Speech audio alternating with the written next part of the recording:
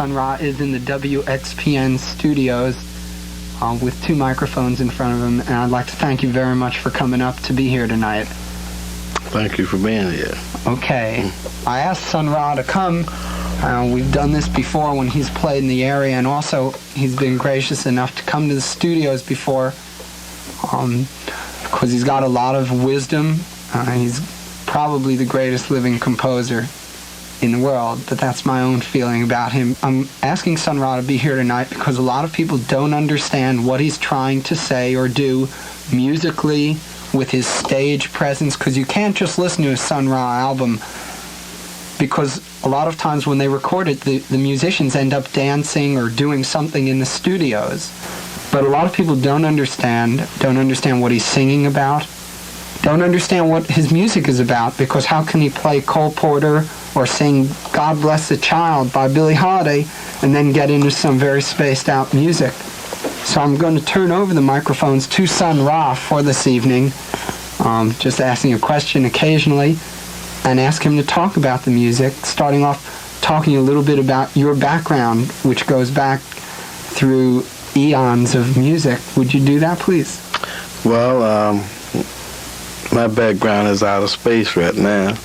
It has a wide background because that's why I'm dealing with things that are of infinity.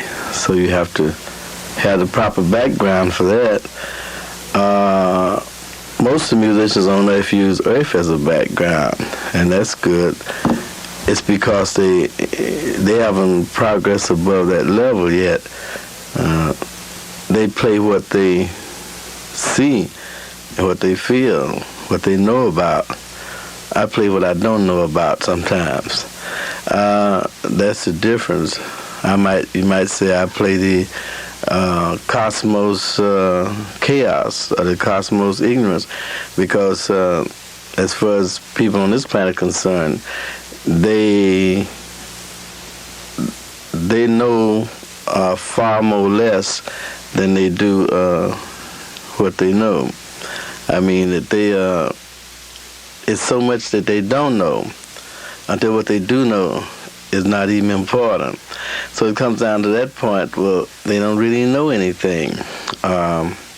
Proof of it is the state of the world today. Nobody knows what to do, because in the first place, this planet is sitting out in the midst of space, just sitting out there. It's a liability. It's practically bankrupt as far as when it comes to, if you had to take inventory to see what it has produced, it hadn't really produced anything for the betterment of all the people on the planet, all nations, and male, female too. It hadn't, and children too. It hasn't done that. Still got the same old story about misery and bewilderment. It's the same thing as it ever was. Nothing has changed here. So my music is about changing things. I never was satisfied with the planet. From a child, I always was complaining about the planet, even though my people would tell me I didn't have anything to worry about. Why was I complaining? I just complained because although I was doing all right, I saw some more people who weren't. And I saw some little children who were crippled. Grown people too. I saw people in all kind of terrible conditions. I never did understand that, and I never did feel that it was necessary or that it had to be. I never could get that out of my mind, and I haven't gotten it out yet. I had this feeling that there's something better for humanity. It's just a matter they just haven't reached for it yet. This music is an attempt to get them to reach for the unknown, not knowing what they're going to get. But whatever it would be, it wouldn't be as bad as what they already have. Because what they have always ends up into something that's bad. And you have to judge a tree by the fruit. And when you look at the world today, then of course, the seeds that have been planted have brought forth something that's not too good for people, it's not suitable. So then having this sort of spirit or this sort of mind, well, I've always been terribly dissatisfied with the planet. Not with governments or anything like that. Men need government, but the governments, it's not the governments that's to blame, but the men there are just men. They don't know too much. They might go to school and learn things, but then the schools are limited because a lot of things that educators haven't touched upon, they're just getting around to psychic things now. There are a lot of things that are of great value to people that haven't been touched upon. Now, the music is what can do it, because the music is it's a universal language. It's also a pure language, because whereas men can speak words, make mistakes, they can tell some lies, and they so well put together and sound so pleasant, you might think that it's the truth. But then when a musician who's really schooled or who's really a natural musician, whenever he plays something, he doesn't have to be too well schooled. It's one thing that people in the world know. They know when a musician makes a mistake. He can make a mistake in a melody they never heard before, and they know it. And he can make a mistake in the rhythms, and they know it. He can make a mistake in the harmonies. They know it. They know one thing. They know when a musician makes a mistake. Now, politicians can make mistakes, and preachers can make mistakes. Teachers can make mistakes, too. And students don't even know it, but it's once somebody can't make a mistake, that's a musician. Scientists can make mistakes, too, and go for years, and everybody thinks it's the truth. But a musician is caught right on the spot. He made a mistake. I know one day, right in Philadelphia, I was composing a song called Pleiades. I had 4 flutes playing. One flute player, then he was playing it, but he wasn't really playing it to suit me. Before I could say anything, a man walked in the house off the street, a black man. He walked up behind the flute player, and he was pointing to him, and he was saying he didn't have it. Now, he had never heard the song before. The notes were being played, but he pointed to the one that didn't have it. So then that's what I'm saying, that people just know. They know things about music. They can feel things about music. If I've had cases happen to me where, like in New York, a drummer wanted to play with me, and I was saying, well, no, you're not ready yet. He said, well, I've been playing 5 years with you. And why am I not ready? I said, well, I don't know, but you're playing, but you're not playing what it's going to take. We were going to Harlem. I said, I don't think you should go out there and play. But anyway, he went. I had 2 drummers. There's a black woman sitting in the front seat. All at once she said, this is the best band I ever heard. Is something wrong, though? She finally pointed at the drummer and says, him. He doesn't belong up there. Now, I've had that to happen to me in several cases where people, they said, no, he don't belong up there, and they pick out the one who doesn't. And so it doesn't come down to how many notes a musician can play or how much schooling he has or how much he knows. It's not like that, this band. It's just they have to fit. They have to belong up there. And I tell some musicians that they don't understand. They know they're good musicians, but they don't understand what I mean until they get on the bandstand. Sitting outside off the bandstand is different from sitting on the bandstand. Quite often it gets very hot on the bandstand. It gets so hot that if a musician don't really have himself together, he have to get off. I had an experience like that in New York City where a bass player was playing with me. All at once he got off the stage and packed up his fiddle and walked on out. I'd see him for 2 years. I'd be seeing him. I didn't say nothing to him. He didn't say anything to me. I didn't say anything when he walked out the door for his bass. But one day in Harlem I saw him, maybe about 2.5 years later. And then he talked to me. He said, well, where you at? I said, I'm here talking to you. I'm standing here talking. He said, I don't mean that. I mean, I played with a lot of band leaders. I never played with a band where what happened to, something happened to me when I was on the stage. He said, you remember when I walked off the stage? I said, how can I forget it? He said that the reason he walked off because his heels got hot. His heels got so hot that he said it looked like they were going to burn up. He had to get off the stage. He said, I don't understand that. Why did that happen? Well, like I said, something else be going up on that stage for a musician. And even somebody from the audience get up there, they'll find out that it's something happening. Like, this music has been tested out in all kind of ways. For instance, like in Chicago, once I was placed in a position where I had to play the organ by myself opposite blues and rock and roll trio. They had the organ, they had the drum, and saxophone. All I had was me. The owner of the place told me, said, well, you playing an organ like it should be played, so play it for me. Don't pay any attention to the public. Well, I was playing my space stuff then in this blues place. So one night a man came up. He was standing on the stage, and I was playing. So he said, folks, he ain't BSing. He playing spades. Then I kept on playing, and ended the piece. I started to play. He said, wait a minute, don't take me out to Jupiter no more. Let me out the stage. That's where the man in the street felt that.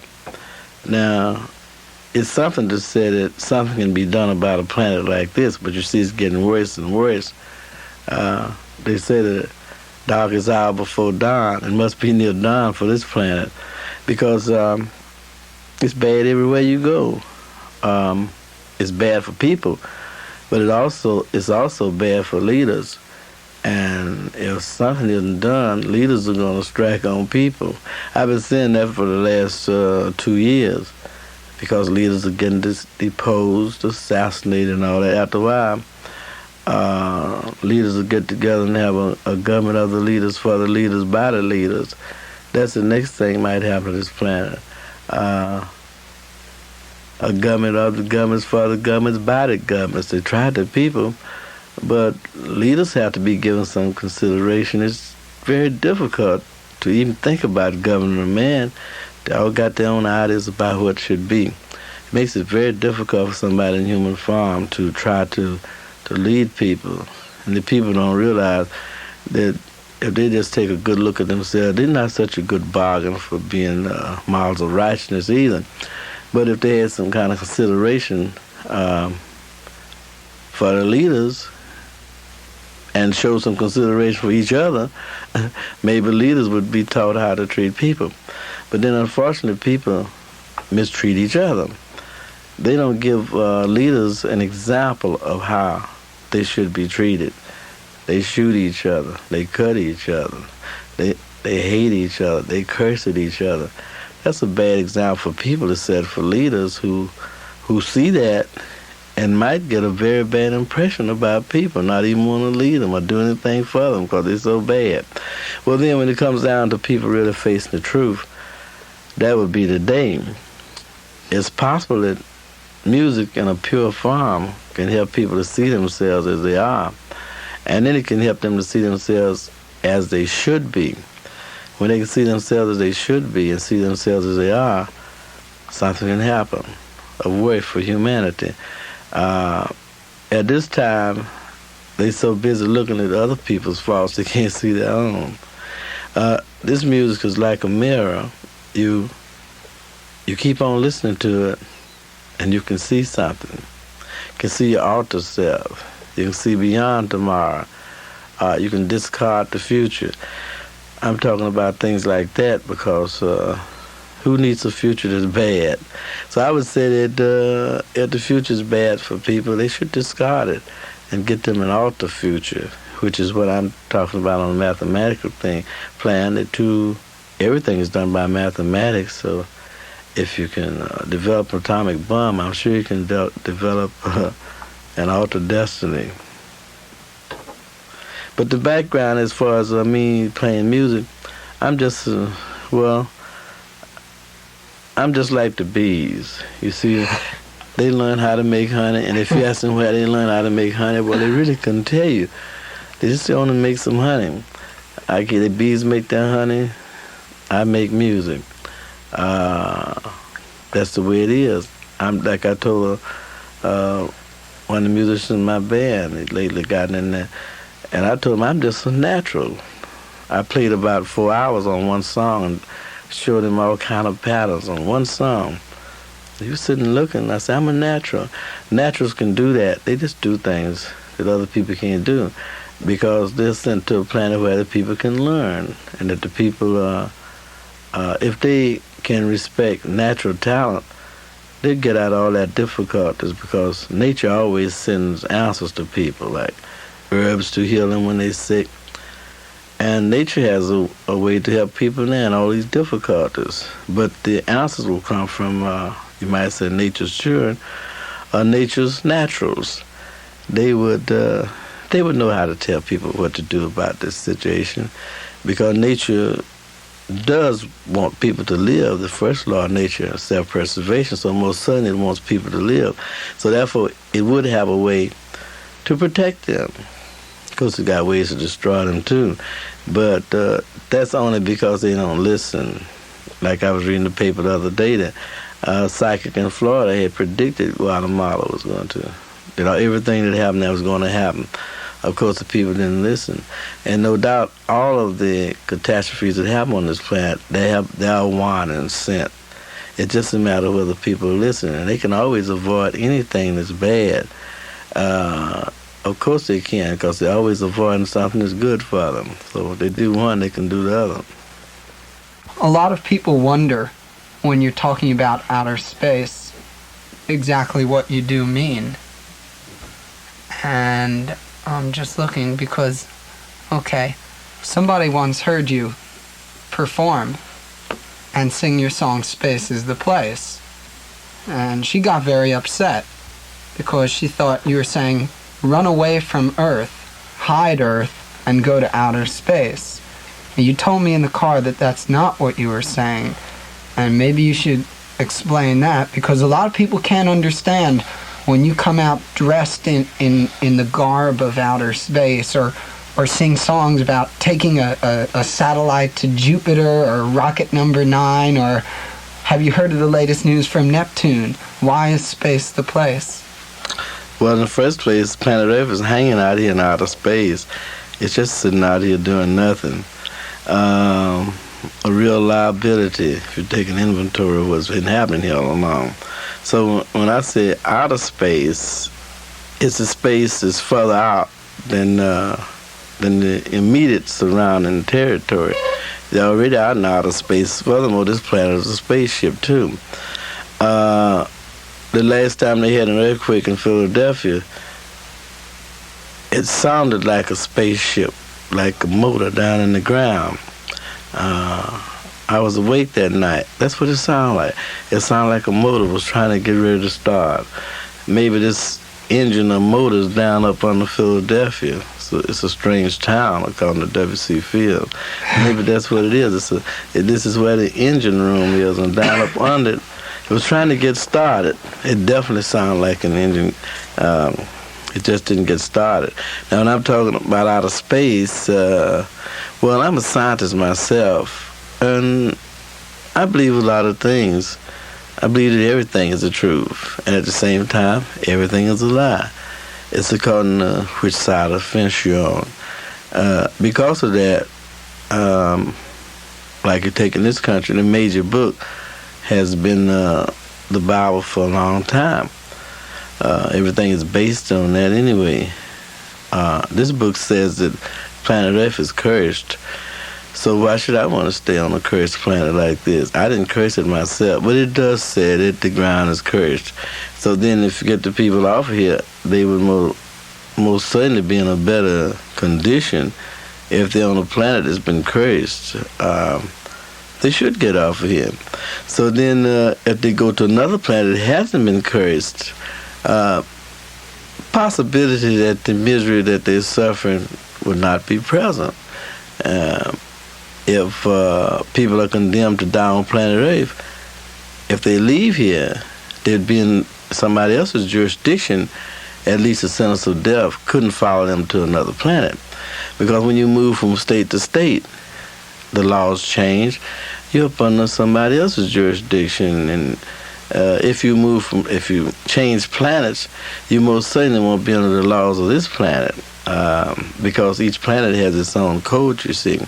So that's the main thing I'm thinking about. If you can get off the planet, you most certainly will be getting away from this sentence of death, or whatever it is that's causing people all this misery and suffering. Well, they say this planet is getting crowded. It looked like a lot of territory here to me, but then they said that it's getting crowded. The way people hate each other, they must be too close together. It must be getting crowded. So the best thing is to just move on out in outer space and give each nation a planet of its own. Furthermore, my idea is to give everyone some parts of the universe, so everybody has some land, everybody would have some collateral, and everybody would share in the universe. After all, the universe is so big. I mean, the creation is so immense, it's endless. So why not? If every person had a share in the universe, it would give them they would feel that they had something. They also would see that they got some kind of inheritance. Everyone would be wealthy, you might say. That's the best way. Everything out in outer space is of value, immeasurable value. So if each person owns something out there, even a little satellite, they would have something of value. They'd have something that no one else had. That seemed far-fetched, but like I said, if everyone had some collateral, everyone would have credit. If they wanted to, everyone would be not rich, but wealthy. Other things have been tried on the earth plane. It didn't work because some segments of different nations didn't like it. So as long as you got one set of men like one thing, another set of men don't like, then you got this confusion.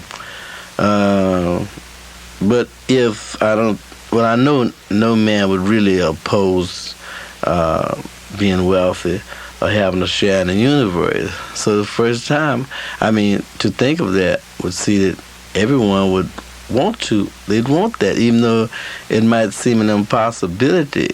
So what?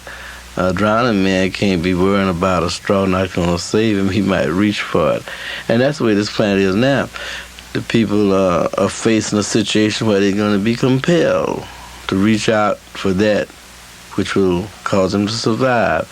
It isn't anything they can do about it. The conditions will get worse and worse and worse all over the planet. So bad that the leader's going to want somebody to lead them. Instead of, they can't look to the people to lead them, so the leader's going to have a leader of leaders. You might say a king of kings and lord of lords, the way they've been singing about it. But now, so that's the reason I'm saying that outer space, it's better for a person to go to outer space than to go to inner space. And they got to go somewhere. This planet is just like a railroad station. Everybody always going somewhere. They don't stay here. They come here and then they leave. Well, it's better to leave here alive than to leave here dead. If they go out of space, they will leave here alive. But if they stay here, they most certainly would have to die and go somewhere where they don't even know where it's at, over into invisibility. But the logical thing then is get in some spaceships and take off, go somewhere. Travel broadens one's mind anyway, they say. So I would say that most people have traveled all over this planet, and their minds haven't got broadened yet, so it must mean travel broaden one's mind if you're traveling out of space. Because you see so much out there, so much endlessness, until you have to have a broad mind. The concepts, the impressions that would be in a person's mind, terrific to even to think about. You look out there at close quarters to the endlessness of everything, would change any man, put a little fear into him too. It's exactly what men need at this point. They've gotten they're so proud, and they think they know everything. Well, they need to find out that they don't know anything. They come to a point where they can say, the only thing I know is that I don't know. And that's when man will have wisdom, because man is so small in the universe. So then I said, I take the music to try to give the impression of what I have felt. And what I felt always has been about space. I never have felt that this was the ultimate. I mean, Earth itself. It's a nice planet, but the people are not doing very well here. As I read the newspapers, I can see problems for people, problems for leaders, and that's bad. People have to have somebody in authority, whether good or bad. It's getting to a place where nobody who will want to be leaders for people, if the people got so much trouble that it's going to capsize the boat of a leader, the leader's going to desert them. This is imminent for this planet. Leaders will be out, have their own country somewhere. Rulers, too. They'll desert the people. I heard that in England they had it already fixed up where they got their ships to take off in case the people starting and stuff with the queen or the ruler. They take off and leave. I read that about 10 years ago. The ship, they take off. And of course, you may be sure that the governments who've been out in outer space are prepared to leave here if the people get too assassinated in mind. If they just want, if they get on one of those things, they really got the people now because they can leave them. Space travel is definitely a thing right now. It's not about tomorrow. It's happening now. Communication with other beings, too, happening right now. So really it would behoove people to get themselves together quick so they can face realities. I mean, realities that they don't know anything about. The best way is to have imagination and to have some faith. By having some faith, they can open some doors. Because when you don't have faith, it's very bad. And I'm not speaking from a religious point of view. I'm just speaking from my heart. That if they have faith, they'll make it. You got a lot of other problems with women on the planet too. Women feel that they have to be submissive to men, so seemingly they don't want that anymore. But they haven't defined what they want yet. I was talking to two women the other day. They were religious people. They were out with their Bible and everything. So then one of them asked me, said, well, suppose you're wrong. So one of the fellows in the band said, well, suppose you're wrong. And she said, well, if I'm wrong, I'm having a good time being wrong. And that was the answer. I said, well, yeah, you just like your sister Eve then. It's all right for you to do wrong, but when a man does wrong, it's bad. But I've had, in dealing with these questions about things, you have to get out to the nitty-gritty. Some more women came. They said that the world is the way it is because man caused it to be like this, and God is going to destroy it because man has messed the world up. And I said, well, it's a man's world. I said, I didn't know it was a man's world. I thought it was a woman's world all along because Eve was the first one who broke the law, according to the book. She's the first lawbreaker. She led man where he's at, so it's a woman's world after all. So then I would say, what do women want then? Since they got the world in their hand anyway, they've led man this far. They led him to do wrong. Possibly they can lead him to do right now. These different stories that come down, always putting the fault on women, like Pandora, and she opened the box that let some bad things out on the world. They're told not to open the box. I believe the woman would do that. She would open the box. She'd also eat off the tree too if she's told not to. So this comes down to the point of looking at things the way they are. I would say that women shouldn't be afraid to go into outer space. Probably they might feel they might lose their authority or their hold over some men if they went out there, but they can't hold a man anyway. Death always comes and get him. So then they should stop being so backward to think they have anything on this plane of existence. When they get to that point, they'll stop all this foolishness and face facts. They should face facts that that whatever it is in the universe is harsh and cruel and destructive. It makes no difference. They already got equality, the equality to be destroyed, just like man. So actually, they shouldn't be seeking that. They should be looking for something better that's on a higher plane. I'm not speaking by religion, but I'm sure if they use their intuition, they would finally come to an answer to their problems. Possibility that in music, they can find it. Now, music speaks all kind of things, so I'm sure if they start listening to the music, other than to the body music, if they start listening to some music, they'll get some answers, and they'll be coordinated and harmonized the way they should be. So will man. Man should listen to all types of music. So I'm saying that to say that dealing with outer space is not too far-fetched. It's not as mysterious as death. It's right out there where you can look at it. It's not hiding. You can get right out there and look at the stars. You're looking at outer space. If you're here, why can't you go there? What's the difference in being on this planet and being on Jupiter? Both of them sitting out here in space. To be in love with this planet, which nobody really owns. No man owns this planet. He always he uses it for a while, but it doesn't belong to him. So why get attached to something that doesn't belong to you? Better to go on out there. So my music is a thing to help to propel you on out there. Go on out there. Take a chance. Take a big gamble. I often wonder, Sun Ra, if when you play, your music has a desired effect. But you told me a story once that makes me think, at least for people who've opened themselves up or who haven't been corrupted, that it has. You told me a story about one time you went to an orphanage and you were playing the song Space is the Place. Would you be willing to tell that again? Yeah, it was in Philadelphia.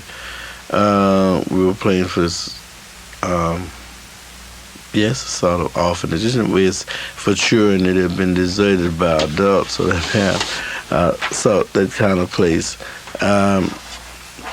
For the last song, we played Space is the Place. The children had to be, in bed, going to their rooms by a certain time. But we were playing the Space is the Place, and they didn't want to leave. We marched out the door. They marched out behind us. That's the only way, a delicate way of saying where we marched out the door. The only problem about it, the children marched out the door behind us, and then the teachers and everybody had to come and get them, and then finally we just had to stop playing. That's the only way. Because they were singing Space to Place. This Space to Place has been able, every country we go into, the people be singing Space to Place. So actually, the people are ready as far as I'm concerned. I don't have no doubt that I probably could get maybe 10 million people right here in America to sign up.